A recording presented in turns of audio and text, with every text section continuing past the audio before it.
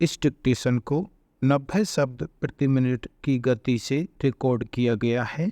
Dictation शुरू होगा 3 second बाद। शुरू। सभापति महोदय, इस सदन में आज जिस विषय पर चर्चा हो रही है वह अति महत्वपूर्ण है और हमारी भावी संतानों से जुड़ा हुआ है। मुझे भी अपने विचार प्रकट करने के लिए आपने जो अवसर प्रदान किया है इसके लिए मैं आपका आभार प्रकट करता हूँ और हार्दिक धन्यवाद करता हूँ। शिक्षा जैसी विषय पर बहुत कुछ कहा जा सकता है। क्योंकि मेरे हिस्से में बहुत कम समय आया है और मेरे से पूर्व कई माननीय सदस्य इस विषय पर अपने विचार प्रकट कर चुके हैं, इसलिए मैं कम से कम समय में इस संबंध में अपना मत प्रकट करने का प्रयत्न करूँगा। अपने पूर्व वक्ताओं की भांति मैं भी इस बात से पूर्ण रूप से सहमत हूँ कि शिक्षा प्रणाली में बुनियादी परिवर्तन की आवश्यकता है। मैं समझता हूँ कि कई वर्षों से शिक्षा प्रणाली में कोई परिवर्तन नहीं किया गया है। देश की परिस्थितियों के अनुसार शिक्षा प्रणाली बनाई जाती है। आज की शिक्षा प्रणाली पुरानी परिस्थितियों के अनुसार निर्धारित की गई थी, जो आज के समय के अनुसार ठीक नहीं है।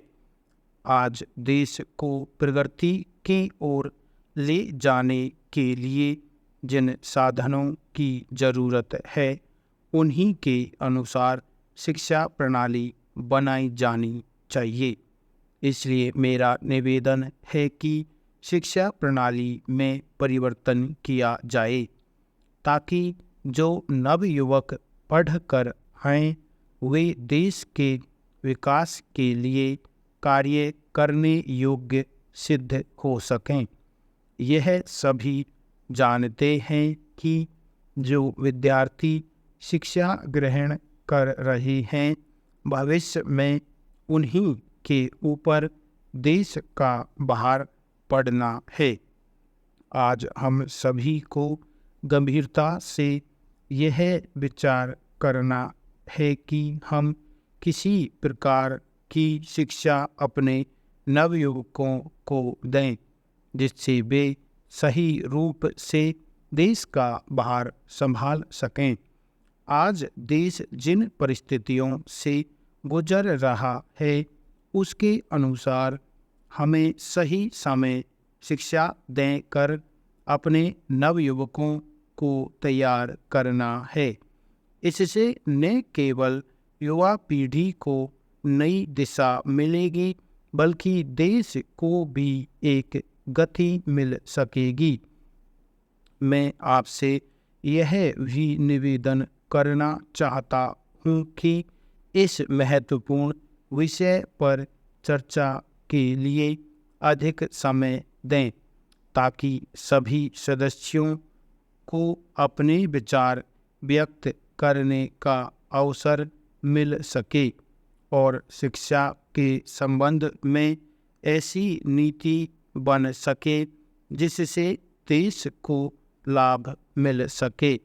मैं निवेदन करना चाहता हूँ तथा अपनी ओर से सुझाव देना चाहता हूँ कि सबसे पहले शिक्षा के बुनियादी ढांचे को बदल दिया जाए।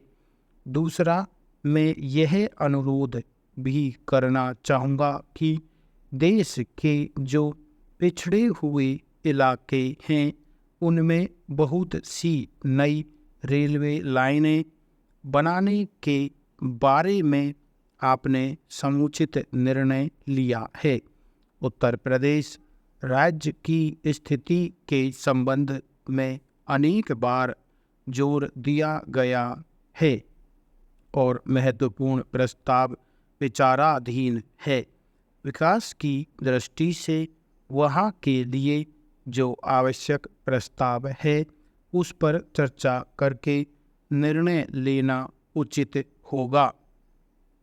अब मैं एक बात इस संबंध में और भी कहना चाहूँगा कि जहाँ तक वेतन और महंगाई का प्रश्न है, यह एक बड़ा देशव्यापी प्रश्न है। इस पर कई दृष्टियों से विचार किया जा रहा है। वेतन का काम की मात्रा से संबंध स्थापित किया जाना चाहिए।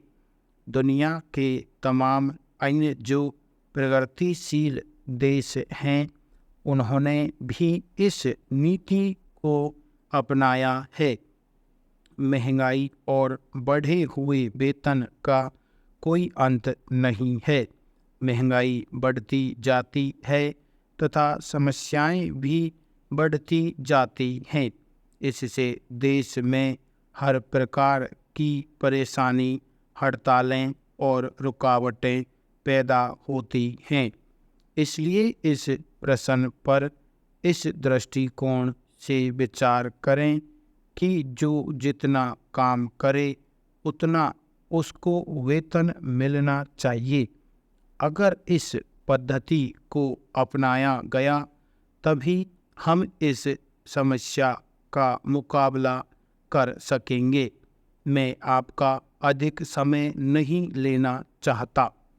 मंत्री महोदय से मैं निवेदन करता हूँ कि आपको देश की, पूरे राष्ट्र की और जनता की परेशानी और सुरक्षा की ओर ध्यान देना है। हड़तालों के कारण सभी को कठिनाई का सामना करना पड़ता है। एक यात्री अपने घर से अपने मुकाम पर पहुंचने के लिए निकलता है। रेलगाड़ी बीच में रद्द हो जाती है तो उसे परेशानी का सामना करना पड़ता है। इस देश में तमाम लोग रेलवे को यातायात के प्रमुख साधन के रूप में प्रयोग करते हैं। इस प्रकार की स्थिति से राष्ट्र की तरक्की और विकास के लिए खतरे की बात हो सकती है। इन समस्याओं पर प्रशासन को गंभीरता से विचार करना चाहिए तथा इसका हल निकालना चाहिए। यदि तत्काल ही इस समस्या को सुलझाने का प्रयास न किया गया तो आगे चलकर इसके भयंकर परिणाम हो सकते हैं। एक अन्य बात की ओर भी मैं सदन का ध्यान आकर्षित करना चाहूँगा।